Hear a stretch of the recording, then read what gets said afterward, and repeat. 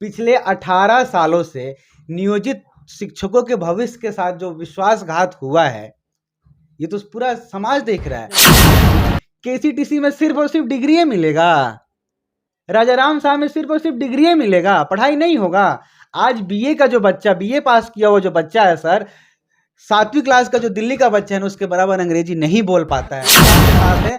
और सबसे पहले जो ये मुद्दा है नियोजित शिक्षकों का, उनके भविष्य को 18 साल से उनको खराब करके रखा गया है। हम सबकी जिम्मेदारी बनती है, अगर सड़क पे आना पड़े तो हम सब सड़क पर आके उनकी आवाज को सरकार के, बहरी सरकार के कानों में पहुंचाएंगे, जिनका सिर्फ और सिर्फ एक ही एजेंडा है, 24 में पीएम बनना है।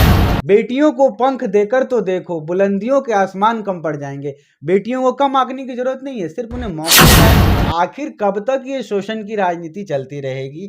और जो विश्वासघात हुआ है, जो कुठाराघात हुआ है, आपके सभी दर्शकों से और आप पत्रकार बंधुओं से मैं ये हाथ जोड़कर अपील करता हूं, इस समय आपको चुप नहीं रहना पड़ेगा, आपको अपनी चुप्पी तोड़नी होगी, नहीं तो आपकी चुप्पी आपके बच्चे के भविष्य को निगलेगी। अभी हमारे साथ मौजूद हैं शशांक शेखर जी, और ये आप देख सकते हैं, मैं चाहूँगा एक बार बोर्ड दिखाने के, प्रणिधानम वेलनेस के डायरेक्टर हैं और साथ में समाज सेवी हैं। तो मैं आपको बता दूं कि आज 4 बजे के करीब में लगभग आने वाला है एक शिक्षा नियमावली, जो नई शिक्षा नीति होगी बिहार सरकार का। और सबसे बड़ी बात मैं आपको बता दूं कि एक टीचर को कितनी बार एग्जाम देना पड़ेगा, इस पर हम लोग बात करेंगे। क्योंकि 10 साल पहले जो टीचर लोगों की बहाली हुई थी, जो मुखिया के द्वारा हुआ था, तो मुखिया जी लोग तो अपना पेट भरिए लिए हैं। अब लगता है कि बिहार सरकार का भी नियत गड़बड़ है। तो चलिए हम बात करना चाहेंगे शशांक जी से। तो चलिए, आपका स्वागत है हमारे चैनल में। जी नमस्कार आपके सभी दर्शकों को। तो क्या लगता है, यह जो नई शिक्षा जो नीति आ रही है, क्या है? देखिए, नई शिक्षा नीति का तो कोई मतलब ही नहीं है। आज अगर आप बिहार की शिक्षा के स्तर को देखें तो कोई बदलाव नहीं है। आज भी गाँव में मजदूर के बेटे मजदूरी ही कर रहे हैं, इससे अलग तो कुछ कर नहीं रहे हैं। जो थोड़े बहुत सक्षम है वो प्राइवेट स्कूलों में पढ़ा रहे हैं अपने बच्चों को, फिर भी बेरोजगारी का स्तर तो बढ़ता ही जा रहा है। ये जो बिहार सरकार ने जो नई नियमावली लाई है, इसमें जो व्यवस्था बनाई गई है कि जो लोग पहले से जो नियोजित शिक्षक थे, जो टीईटी, एस्टेट, सीटेट करके जो लोग पहुंचे थे, उनको ये कहा जा रहा है कि बीपीएससी के द्वारा फिर से एग्जाम लिया जाएगा, आपको एग्जाम पास करना होगा, उसके बाद आप राज्यकर्मी बनेंगे। मेरी बात ध्यान से सुनिएगा। अब आप ये बताइए कि 50 साल के नियोजित शिक्षक को आप बोलिएगा कि जो 20 साल 30 साल का जो लड़का परीक्षा देने बैठ रहा है, उसके साथ बैठ कोई परीक्षा दे और परीक्षा निकालेगा, तो आप उसे राज्यकर्मी बनाइएगा। पिछले 18 सालों से नियोजित शिक्षकों के भविष्य के साथ जो विश्वासघात हुआ है, ये तो पूरा समाज देख रहा है। आज मैं उन सभी शिक्षकों की आवाज बनकर आपके चैनल के माध्यम से आपके श्रोताओं को बताना चाह रहा हूं कि जब तक विधि व्यवस्था सही नहीं होगी, स्कूलों में शिक्षा नहीं मिलेगी। आज सरकार ने माध्यमिक विद्यालय को उच्चक्रमित विद्यालय बना दिया, प्राइमरी स्कूल को आप हाई स्कूल बना दिए। शिक्षकों की गुणवत्ता पे आप सोचे नहीं, तब बहाली पे सोचे नहीं। नियोजित शिक्षक जो थे, मुखिया ने अपने मर्जी से जैसे बहाली करी, सब कुछ आप लोग के सामने है। लेकिन जब ये जो नई नियमावली आई है, इसमें तो किसी चीज़ की आस ही नहीं है, ना पेंशन की आस है, न टाइम पे सैलरी मिल रहा है, ना उन्हें आगे भविष्य की उनकी योजनाओं में कुछ उनको फायदा मिलने वाला है। तो आखिर ये विधि व्यवस्था से जो समाज का जो शिक्षक वर्ग है, आज अगर समाज अगर बनेगा, बढ़ेगा, किसकी वजह से बढ़ेगा? शिक्षा के बगैर आप समाज बना सकते हो? किसी भी समाज को बनाने के लिए आधारशील संरचना होती है, मूलभूत संरचना होती है शिक्षक। आप वो समय याद करिए, कोरोना काल में मात्र शिक्षकों को सरकार 3 टाइम का भोजन का 100 रुपए देती थी। जान हथेली पे रख के वो लोगों के क्वारंटाइन सेंटर में लोगों की सेवा कर रहे थे। अभी वो सरकार के जो शिक्षक हैं, शिक्षकगण हैं, वो जातीय जनगणना में व्यस्त हैं। कभी सुनने में आता है कि शराबबंदी के भी कामों को वो कर रहे हैं। तो आखिर शिक्षकों से आप कराना क्या चाहते हैं? अच्छा, शशांक जी, मैं आपको रोकना चाहूँगा। जो जातीय जनगणना हो, या शराब वाला मैटर हो, या पशु गणना हो, या वोटर लिस्ट में नाम जोड़ना हो, तो मेरे कहने का मतलब है कि यह टीचर को ही क्यों दी जाती है? अगर टीचर जाएंगे, एक तो टीचर, एक स्कूल में 10 सीट है, 5 सीट है, तो उसके आधी लोग काम करते हैं जी।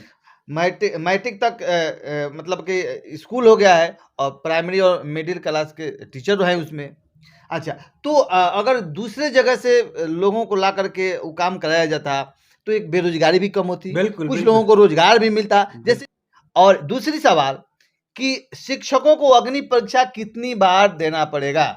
जिस तरीके से जो वायदे किए जा रहे हैं शिक्षकों के साथ सर, 18 साल से तो अग्नि परीक्षा दे रहे हैं। जब से मैं देख रहा हूँ, आज आप लोग के सामने व्यवस्था है हजारीमल हाई स्कूल में, क्या शहर के आप मुझे बताइए ना, शहर के कितने लोग अपने बच्चों को पढ़ा रहे हैं हजारीमल हाई स्कूल में? क्यों नहीं पढ़ा रहे हैं? आज दिल्ली में चले जाइए, दिल्ली की सरकारी स्कूलों की व्यवस्था किसी से नहीं छिपी है। आज अगर सरकारी स्कूल में चीज़ें बेहतर हों तो बहुत अच्छी बात बन सकती है। दूसरा सवाल जो आपने कि आखिर टीचरों को यहाँ वहाँ अन्य परेत्र के कामों में क्यों भेजा जा रहा है? क्योंकि सरकार के पास और कोई है ही नहीं। टीचरे के भविष्य के साथ खेलना है, टीचरों को भेजना है। ये जो अनुकंपा है, नियोजित शिक्षक हैं, सब लोग समाज के जितने भी काम हैं, बिहार सरकार आप देखिए मानव श्रृंखला बनवाती है, जल जीवन हरियाली के लिए टीचर हैं। सरकार की किस योजना के लिए शिक्षक स्कूल छोड़ के फील्ड में काम कर रहे हैं? क्यों कर रहे हैं? सारी योजनाएं क्या शिक्षकों के द्वारा बनाई जा रही हैं? इतनी बेरोजगारी है, 12 करोड़ की आबादी है, आप कॉन्ट्रैक्ट पे उठाइए ना लोगों को। आपने मनरेगा बंद कर दिया, आपने सारी व्यवस्थाएं बंद की। आप अपने मैं आपसे सवाल पूछना चाहता हूं कि हमारे जो विधानसभा में, जो पंचायत में जो मजदूर हैं, कितने मजदूर मनरेगा के काम को देख रहे हैं? आप बताइए। पेमेंट तो खूब हो रहा है। आखिर कब तक ये शोषण की राजनीति चलती रहेगी? और जो विश्वासघात हुआ है, जो कुठाराघात हुआ है, आपके सभी दर्शकों से और आप पत्रकार बंधुओं से मैं ये हाथ जोड़कर अपील करता हूं, इस समय आपको चुप नहीं रहना पड़ेगा। आपको अपनी चुप्पी तोड़नी होगी, नहीं तो आपकी चुप्पी आपके बच्चे के भविष्य को निगलेगी। और समाज में जो व्यवस्था बनी है किसी से नहीं छुपी है। समय आ गया है कि हम उन नियोजित शिक्षकों के साथ जो नई नियमावली आई है उसके सरकार के विरोध में खड़े हैं। सरकार को कुछ ऐसी उसमें प्रावधान लाने होंगे। आखिर जब आवाज नहीं उठेगी तो सरकार सुनेगी कैसे? आज हमारे जो मुख्यमंत्री हैं, उप मुख्यमंत्री हैं, ये दिल्ली जा रहे हैं प्रधानमंत्री बनने के कवायद को पूरी करने के लिए। क्या इनकी जिम्मेदारी नहीं है? क्या इनकी जिम्मेदारी नहीं है कि आदापुर के जो प्रखंड में जो गांव की जो स्कूलें हैं वहाँ प्रॉपर शिक्षा हो, वहाँ के अस्पतालों में अच्छी चिकित्सा की व्यवस्था हो? आप सोचिए, अगर सरकार के द्वारा अच्छी शिक्षा, अच्छी चिकित्सा मिलने लगेगी तो हम सबके जेब से 5,000 रुपये बचेंगे। हम महंगाई की मार को झेल पाने में थोड़े से सक्षम हो पाएंगे। लेकिन आज क्या है, गैस 1500 का, हर सरसों तेल 200 रुपये का हम खा रहे हैं। बच्चों की पढ़ाई के लिए प्राइवेट स्कूल का फीस 1,000 रुपये से कम रक्सौल में तो कहीं है ही नहीं। तो सरकार को तो थोड़ी मालूम है, सरकार को तो मालूम है रिजल्ट अच्छा आइए रहा है, सब प्राइवेट स्कूल में पढ़ रहा है और सरकारी स्कूल से एग्जाम दे रहा है, रिजल्ट आइए रहा है, तो सरकार को तो लगता है कि भाई बेगर टीचर का भी हमारा रिजल्ट आइए रहा है तो हम काहे भाई। बिल्कुल, मैं आपके चैनल के माध्यम से रक्सौल के उन सभी अभिभावकों से और उन सभी विद्यार्थियों से एक सवाल पूछना चाहता हूं, केसीटीसी में सिर्फ और सिर्फ डिग्री मिलेगा? राजाराम साहब में सिर्फ और सिर्फ डिग्री मिलेगा, पढ़ाई नहीं होगा? आज बीए का जो बच्चा, बीए पास किया हुआ जो बच्चा है सर, 7वीं क्लास का जो दिल्ली का बच्चा है ना, उसके बराबर अंग्रेजी नहीं बोल पाता है। इस कुव्यवस्था को आप स्वीकार करके जी रहे हैं। हाँ, कब तक अपने बच्चों के भविष्य को खराब कीजिएगा? अब समय आ गया है। मैं उन अभिभावकों से हाथ जोड़कर कह रहा हूं जिनके बच्चे हजारीमल में, केसीटीसी में पढ़ रहे हैं, वो तो आवाज उठाएं। आज हम सबको समाज के निचले पायदान से काम करना होगा। आज शिक्षकों के साथ कुठाराघात हो रहा है, कल सरकारी सहकर्मियों के साथ होगा, नर्स के साथ होगा, आंगनबाड़ी में होगा, तो चुप रहिए बस और झेलते रहिए। अच्छा, आज हजारीमल में कभी 2 शिफ्ट में पढ़ाई होता था, सुने कि नहीं सुने? हजारीमल एक जमाने में काफी अच्छा स्कूल हुआ करता था, लेकिन आज ना शिक्षक पहुंचते हैं, ना बच्चे पहुंच रहे हैं, और बस चल रही है कुव्यवस्था। एक और बात, आप रोजगार देते हैं, अच्छे खासे रोजगार लोगों को देते हैं, और लोग आते हैं इंटरव्यू जब देते हैं तो मार्क्स तो अच्छा रहता है, लेकिन शिक्षा नहीं रहती है। वो बोल ही नहीं पाते हैं अपने बारे में, वो अपने बारे में बता ही नहीं पाते हैं कि वो किस लिए आए हैं और क्या उनको काम करना है। ठीक है, सिखाने की जरूरत है, हमारा जीवन ही बना एक दूसरे की वृद्धि करने के लिए, एक दूसरे के पूरक बनने के लिए। पर आज के डेट में केसीटीसी में महीने का आपके हिसाब से जो मैंने आंकड़ा निकाला है, 22 लाख रुपए महीने का खर्चा है वहां के प्रोफेसरों को सैलरी देके, कॉलेज के रख रखाव को मेंटेन करके। 22 लाख रुपए महीने का खर्चा होके 22 दिन कक्षा नहीं लग रही है। अब तो हम अपनी चुप्पी तोड़ेंगे कि नहीं तोड़ेंगे? हम आवाज उठाएं कि नहीं उठाएं? आप बताइए। ये आवाज आगे तक जानी चाहिए कि नहीं जानी चाहिए कि आखिर शिक्षा व्यवस्था बहाल क्यों नहीं हो रही केसीटीसी में?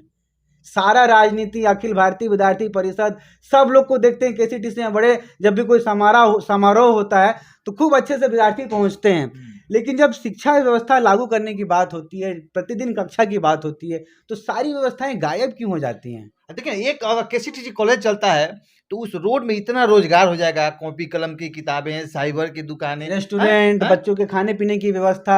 और सबसे बड़ी चीज क्या है ना कि हमारे जो ज्यादातर घर की जो लड़कियां हैं वही तो वहां पढ़ रही हैं, क्योंकि गार्जियन को पता है केसीटीसी से ग्रेजुएशन करा के हम ब्याह कर देंगे। लेकिन अगर अच्छी व्यवस्था होती तो शायद वो बच्ची भी सरकारी अधिकारी बनती। बेटियों को पंख देकर तो देखो, बुलंदियों के आसमान कम पड़ जाएंगे। बेटियों को कम आंकने की जरूरत नहीं है, सिर्फ उन्हें मौका मिले। तो क्या कहना चाहेंगे जो भी हमारे व्यूअर्स देख रहे हैं उनको? आपके तमाम दर्शकों से मैं ये हाथ जोड़कर विनती करता हूं कि अपनी चुप्पी तोड़िए और समय के साथ आवाज उठाइए। बहुत चीजें आप धूल, दिन भर रक्सौल में धूल खा रहे हैं, रेलवे का फाटक 24 घंटे में 20 घंटा बंद रहता है, बीच शहर में खस्सी कट रहा है, मुर्गा कट रहा है, गंदगी है, ये कब तक चलेगा? आज नई सड़क बनी, आज तक डिवाइडर में एक पेड़ तक नहीं लगाएगा, किसकी जिम्मेदारी बनती है? जनता ने चुना था ना मेयर को, उप मेयर को। क्यों नहीं आके सामने बोलते हैं इस बात को कि हम इस जिम्मेदारी को लेते हैं कि हम पेड़ नहीं लगवा सके, हम फेल हो गए। अब पेंटिंग हो गया, जब पेंटिंग हो जाता है तो लास्टे रहता है। वही ना हम कह रहे हैं कि सिर्फ और सिर्फ जनता के साथ विश्वासघात हो। लोगों को पता है कि जनता वोट ही दे रही है सिर्फ जाति पे, पाति पे, धर्म पे, पार्टी पे, तो जनता को यही मिलेगा। जिस दिन जनता अपने लिए वोट करेगी, अपने बच्चों के भविष्य के लिए वोट करेगी, यकीन मानिए ये रक्सौल भी ना बीरगंज से कम नहीं होगा, मैं आप लोगों को वादा करता हूँ। मैं भी आपसे कहना चाहूंगा, आपने वोट किया था 5 किलो अनाज के लिए तो आपको मिला, लेकिन आपने वोट किया था राम मंदिर के लिए तो आपको राम मंदिर मिला। लेकिन एक बार शिक्षा को लेकर वोट कीजिए, तब देखिए कि आपको शिक्षा मिलता है कि नहीं, विद्यालय मिलता है कि नहीं, पर डे आपका स्कूल चलता है कि नहीं। लेकिन एक बार आप वोटिंग कीजिए, उसके पहले एक बार सोचिए कि चलो इस बार मैं वोटिंग करूंगा केवल शिक्षा के लिए। क्या बहुत बहुत बहुत सही आपने जगाया, और हम नित्य प्रतिदिन जगाएंगे। हम काम ही करेंगे आपको जगाने का। चुप्पी तोड़िए, आवाज उठाइए। मैं 3 साल पहले भी ये बात बोला था जब 2020 में मैं क्षेत्र में भ्रमण कर रहा था, तो आज भी मैं यही बात बोलूंगा कि हम इस बार स्वार्थी बन के, मैं उन गांव की सारी महिलाओं से हाथ जोड़कर विनती करता हूं कि आप उसको वोट करें जो आपके पति को बिहार से बाहर मजदूरी के लिए ना भेजे, यहाँ इंडस्ट्री लगे, यहाँ रोजगार हो, बेशक छोटे रोजगार हो। हम झाड़ू बनाए, हम अगरबत्ती बनाए, हम साबुन बनाए। नेपाल में देखिए ना, सब कुछ बन रहा है ना जी। छोटा सा देश 90% चीजों की अब मैन्युफैक्चरिंग शुरू कर दिया है। तो व्यवस्था को बदला जाए। मीडिया साथ है, हम लोग समाज सेवी आपके साथ हैं। और सबसे पहले जो ये मुद्दा है नियोजित शिक्षकों का, उनके भविष्य को 18 साल से उनको खराब करके रखा गया है। हम सबकी जिम्मेदारी बनती है, अगर सड़क पे आना पड़े तो हम सब सड़क पर आके उनकी आवाज को बहरी सरकार के कानों में पहुंचाएंगे, जिनका सिर्फ और सिर्फ एक ही एजेंडा है, 24 में PM बनना है। बहुत बहुत धन्यवाद। धन्यवाद।